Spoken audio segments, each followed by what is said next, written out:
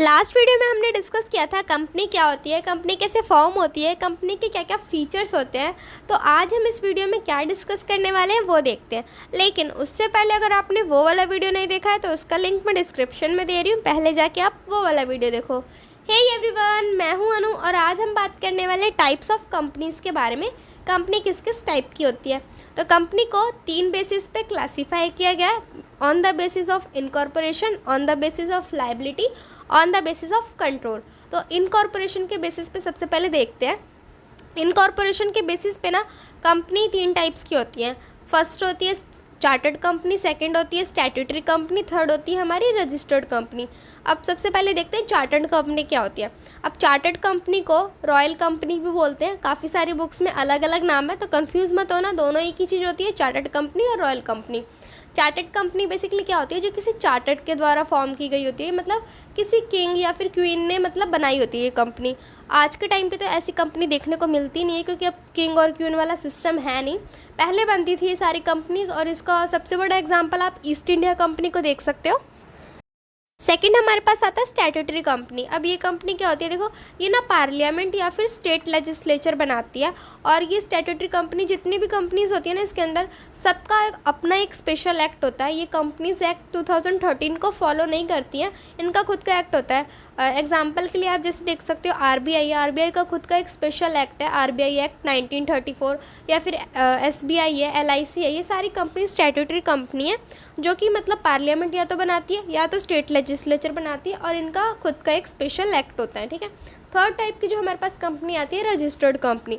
अब registered company क्या होती है, देखो इसमें वो सारी कंपनीज आती है जो भी कंपनीज एक्ट 2013 के अंदर इनकॉर्पोरेट हुई है, या फिर कंपनीज एक्ट आने से पहले अगर कोई और मतलब एक्ट था तो उसके अंदर इनकॉर्पोरेट हुई है, तो वो सारी कंपनीज रजिस्टर्ड कंपनीज में आती है। अब ये चाहे पब्लिक भी आ सकती है, इसमें प्राइवेट भी आ सकती है, हर टाइप की कंपनी इंक्लूड होती है जो भी कंपनीज एक्ट के अंदर रजिस्टर हुई है, ठीक है। अब नेक्स्ट आता है हमारे pass on the basis of liability. Liability के बेसिस पे किस किस टाइप की कंपनीज होती है। तो यहाँ पे भी ना आपके पास 3 टाइप की कंपनी होती है, company limited by share, company limited by guarantee और अनलिमिटेड कंपनी। एक एक करके तीनों को देखते हैं। सबसे पहले देखते हैं कंपनी लिमिटेड बाय शेयर्स। इस कंपनी में ना इसके मेंबर्स की लाइबिलिटी उनके शेयर्स तक लिमिटेड रहती है। मतलब जैसे कि सपोज़ करो कोई एबीसी कंपनी है, उसका एक शेयर होल्डर है, ठीक है, उसके पास कंपनी के 10 लाख के शेयर्स हैं। अब जब उसने शेयर्स लिए, उसने पूरा पैसा शेयर्स का कंपनी को दे दिया, और फ्यूचर में अगर अब कंपनी को कोई भी लॉस होता है तो कंपनी उस शेयर होल्डर से पैसे नहीं ले सकती क्योंकि उसकी लाइबिलिटी लिमिटेड थी उसके शेयर्स के अमाउंट तक। इसका एक और एग्जांपल आप देख सकते हो, जैसे कि कोई और शेयर होल्डर है, उसके पास 20 लाख के शेयर्स हैं किसी कंपनी के, ठीक है, और उसने ना 10 लाख रुपए तो कंपनी को दे दिए। कंपनी ने बोला बाकी के 10 लाख रुपए ना हम आपसे बाद में लेंगे, अभी आप अपने पास रखो। और फ्यूचर में चल के कंपनी को अब हो जाता है लॉस, तो कंपनी की जब डेब्ट पे करने की बारी आती है तो वो सोचती है थोड़ा पैसा हमारा शेयर होल्डर्स के पास भी है, उनसे ले लेते हैं।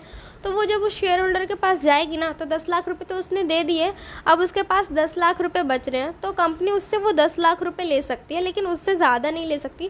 क्योंकि इसमें क्या होता है, जो शेयर होल्डर्स होते हैं ना, वो उतना ही पैसा पे करते हैं जितना उनके शेयर्स का अमाउंट होता है, उससे ज़्यादा वो पैसा नहीं करेंगे, उससे ज़्यादा वो लायबल नहीं रहते हैं कंपनी के डेब्ट के लिए, ठीक है। सेकेंड अब हमारे पास आता है कंपनी लिमिटेड बाय गारंटी।